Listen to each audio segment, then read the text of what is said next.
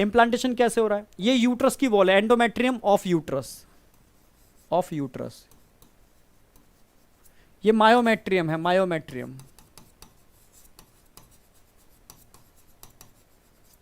ठीक है, अब समझना, ये ब्लास्टोसिस्ट आया, ये अब ब्लास्टोसिस्ट के अंदर क्या थे? सेल्स थे। ठीक है, ये सेल्स दो पार्ट में डिवाइड हुए, दो पार्ट में डिवाइड हुए, समझो दो पार्ट में डिवाइड हुए, सारे के सारे ब्लास्टोमियर्स को दो पार्ट में डिवाइड कर दिया। आउटर आउटर ट्रोफोब्लास्ट बन गई,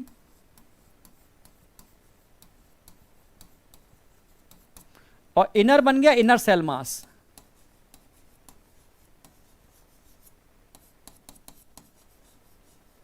ये एक तरीके से स्टेम सेल है, और इन्हीं से बनता है आगे जाकर के एम्ब्रियो। एम्ब्रियो किससे बनता है? इनर सेल मास से। तो ध्यान रखना, जो 16 सेल स्टेज वाले ब्लास्टोमियर्स थे, सेल का एक सॉलिड बॉल, वो सारे ब्लास्टोमियर दो पार्ट में डिवाइड हो गए। एक आउटर लेयर बना ली इन्होंने, इसको ट्रोफोब्लास्ट बोलते हैं, और एक इनर बंच बना लिया, इसको बोलते हैं इनर सेल मास, और अंदर एक बन गई कैविटी, इसको ब्लास्टोसील बोलते हैं, और इस स्टेज को ब्लास्टोसिस्ट बोलते हैं, जिसका इंप्लांटेशन हो रहा है यूट्राइन वॉल में। यूट्राइन वॉल के अंदर क्या हो रहा है? इसका इंप्लांटेशन। कैसे होता है इंप्लांटेशन? अब देखो, जैसे ही ये ट्रोफोब्लास्ट यूट्राइन वॉल के कांटेक्ट में आते हैं, तो एक एंजाइम रिलीज करते हैं, ये लिटिक एंजाइम ट्रोफोब्लास्ट ही रिलीज करते हैं, release lytic enzyme, lytic enzyme.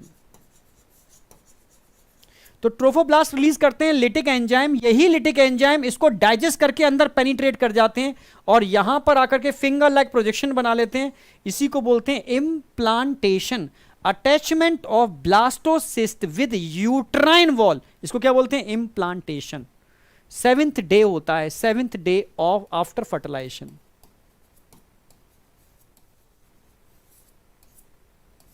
Seventh day of after fertilisation, इसको बोलते हैं इम्प्लांटेशन। कोई डाउट?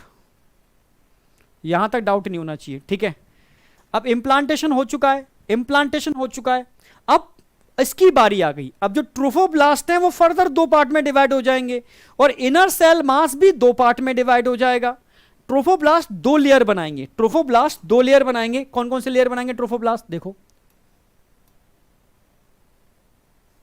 एक तो बनाएगी साइटोट्रोफोब्लास्ट, साइटोट्रोफोब्लास्ट, और एक बनाएगी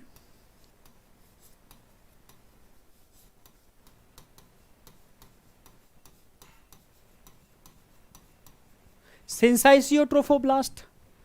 सिंसाइसियोट्रोफोब्लास्ट कौन सी है? ये फिंगर लाइक प्रोजेक्शन दिख रहे हैं ना, ये सिंसाइसियोट्रोफोब्लास्ट है, और जिनमें फिंगर लाइक प्रोजेक्शन नहीं दिख रहे हैं ये साइटोट्रोफोब्लास्ट है। सिंपल है, सारे के सारे ब्लास्टोमियर दो पार्ट में डिवाइड हुए, outer trophoblast, inner cell mass जिससे एम्ब्रो बनेगा, और ट्रोफोब्लास्ट आगे जाके फिर दो पार्ट में डिवाइड हो गई, और इनर सेल मास भी दो पार्ट में डिवाइड होगा। आप समझ रहे हो? इनर सेल मास जो दिख रहा है ना, ये दो पार्ट में डिवाइड हो गया।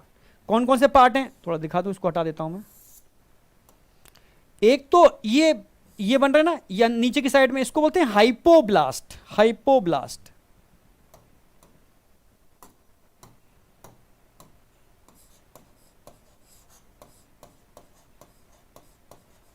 इनर सेल मास से एक हाइपोब्लास्ट बन गया, क्यूबोइडल एपिथेलियल टिश्यू है, और एक कॉल्यूमनर एपिथेलियल टिश्यू बन रहे हैं, इसको एपीब्लास्ट बोलेंगे, एपीब्लास्ट, एपीब्लास्ट।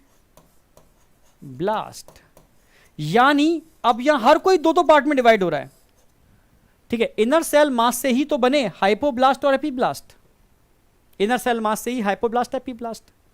समझना, हाइपोब्लास्ट, हाइपोब्लास्ट, हाइपो मतलब नीचे, एपी मतलब ऊपर या आउटर है, ये इनर है, ये क्यूबॉइडल है, ये कॉल्यूमनार है। समझना मेरी बात, ठीक है। हाइपोब्लास्ट और एपीब्लास्ट, एपीब्लास्ट को हम जर्म डिस्क बोलते हैं।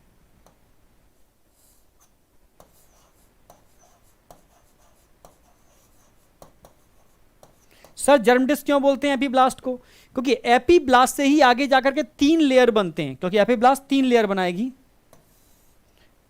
एक्टोडर्म, इसी से बनेगी मीजोडर्म, और इसी से बनेगी एंडोडर्म।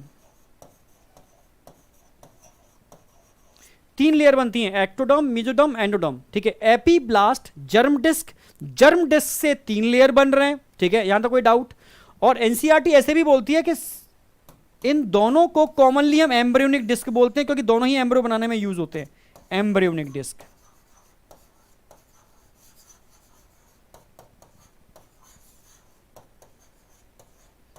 इनको कॉमनली हम एम्ब्रियोनिक डिस्क बोलते हैं, एम्ब्रियोनिक डिस्क, ठीक है।